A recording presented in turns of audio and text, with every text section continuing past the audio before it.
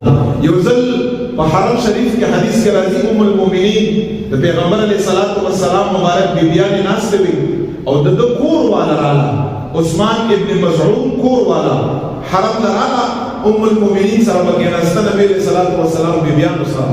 کله چې حرم رااله او ام المؤمنین د دې دا حالت کې وکړه د جامع او صادر او کپڑے او بیزار او رنگ روغن شکل یو کاتنو او ډیر خفه شو په دې باندې چې ډیر داسې بره حالت کې و لکه یو انسان چې خاوند وفات کی او څنګه حالت کې راځي حالانکه د خاوند په قریشو کې ډیر مالدار و ام المؤمنین عثمان ابن مزعون کور والدی چې ستا خاوند ډیر زیات مالدار انسان هم دی ډیر ښایسته انسان هم دی ډیر دولتمن هم دی دا ستا حالت خدا سي لکه چې خاوند وفات شوی نو کور والے ورته حدیث کې راځي کور والے ورته فرمایي ام المؤمنین ته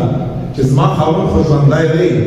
خو هغې خاوند دپاره به انسان څه ډول سینګار وکړه چې شپه یم د رب ده او ورځ یم د رب ده شپه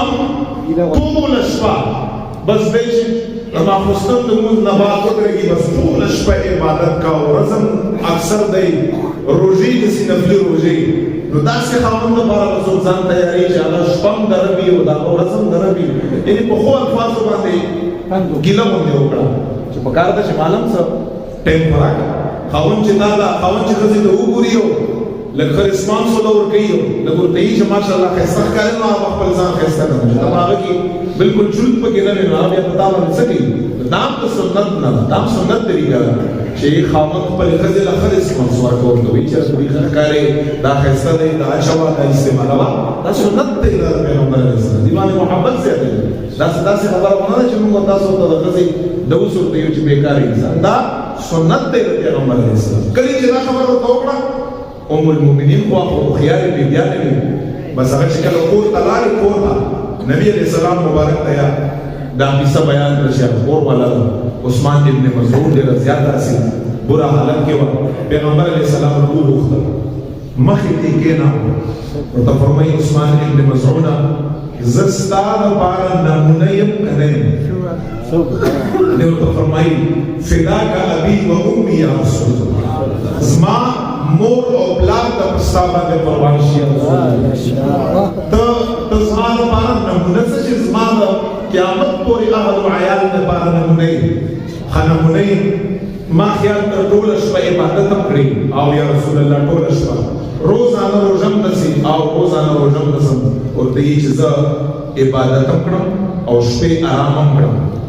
او ته ټوله شپه زه ستا لپاره بیا څنګه نمونه یم زه کله ورځې روژه هم نسم کله افطار هم کړم کله یې هم نسم او ته خو روزانه روژه نسې زه ستا لپاره څنګه نمونه یم نو دې وجې نه الفاظ یې ورته ووایي ولجسمک علیک حق ولدینک علیک حق ولزوجک علیک حق ستا جسم بدن په ستا حق دی لکه ګزاره ورسره کړه ستا دین په ستا باندې حق دی نور احکام هم د دین پوره کوه او ستا ښځې په ستا باندې حق دی هغې ته توجه ورکوه نبي علیه الصلاۃ والسلام دا خبرې چې کله دی کور ته لاړ واپس دا خو صحابه وو بس په یو خبره باندې پوهېده ام المؤمنین فرمایي چې 2 ورځې 3 ورځې بعد یا کور والا مونږ کله بیا راله مبارکه فرمایي وی چې دومره ښایسته وه لکه د اولې شپې ناوې چې داسې ځان جوړ کړی چې بیا ما تپوس ته وکړه چې څه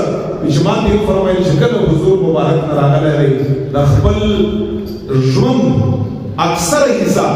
د فرائض عباداتو نه پس دا مال راکوي عثمان بن مزعون